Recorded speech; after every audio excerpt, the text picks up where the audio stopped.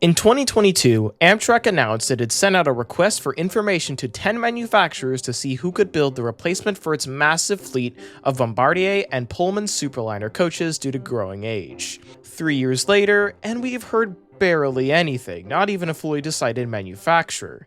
So today, let's take a look into what's been taking so long and what could possibly happen if the Surfliners don't get replaced soon, because it's not gonna be good. Before I say anything though, I must state that most of the concrete info I'll be stating in this video comes from a select few sources online, which I'll be linking in the description if you want to read more or fact check me on something I glossed over. Now, time for a bit of background.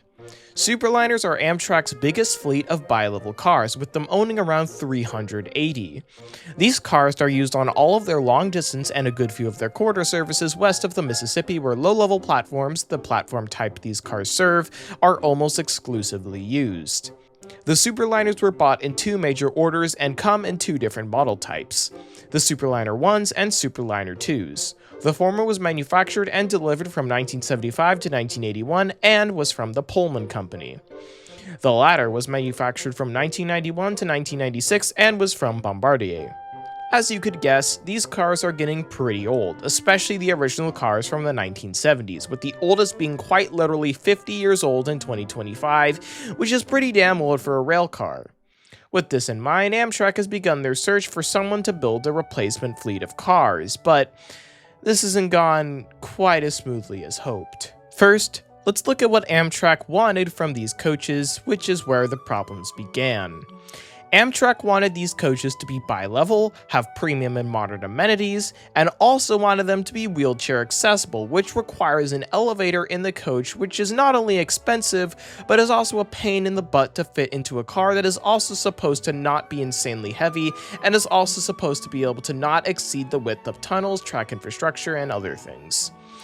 This came into apparent when a lot of the manufacturers who responded to Amtrak straight up said what they were asking for was far too complex for them to take on, which led to them having to redo their entire strategy for procuring these cars, which reportedly delayed the project by about 7 months.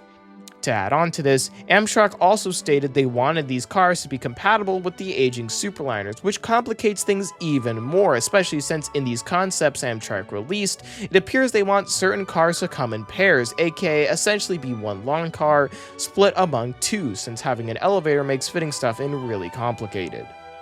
Since we learned of this information in December of 2024, it's been all quiet on the major front. I haven't seen or heard anything about these new cars, and it appears that they're having a harder time than the Aero coaches meant to replace the low-level coaches. If I could take a guess, Amtrak is probably still fighting an uphill battle with manufacturers and the whole accessibility issue, which, if it's giving Amtrak this much trouble, it may be about time to look into dropping the elevator and just expanding the lower floors for accessibility as much as they can. I obviously don't build rail cars, so I don't know how hard this would make things, but an elevator for these coaches is proving to be a headache already, and I can imagine how big of a headache they'll be if they prove to be unreliable and not work most of the time, like most of the new equipment is proving nowadays. And I'd just like to point out, this has all happened before a manufacturer has been chosen. Amtrak has said nothing passed when they asked for 10 manufacturers for a request for information, which I'd also like to add, we also have no clue who those 10 even are. Now, let's look into what's going to happen if Amtrak doesn't get these Superliners replaced soon, because I doubt it's going to be good. To get an idea of what I'm thinking could happen, let's look at the Horizon coaches. These coaches were built between 1988 and 1990, and in March of 2025, after running for a minimum of 35 years, were all pulled from service due to corrosion issues in their frames. Now, am I suggesting a similar situation could happen to the Surfliners? Yes, that is exactly what I'm suggesting. I'm not saying it's going to be the exact same problem, but these coaches, as I mentioned earlier, are at their youngest 29 years old and at their oldest 50. And even though Amtrak has been refurbishing a good few of them, refurbishing an old coach will only do so much until you have to basically replace the entire coach, which at that point, you might as well just build a new coach.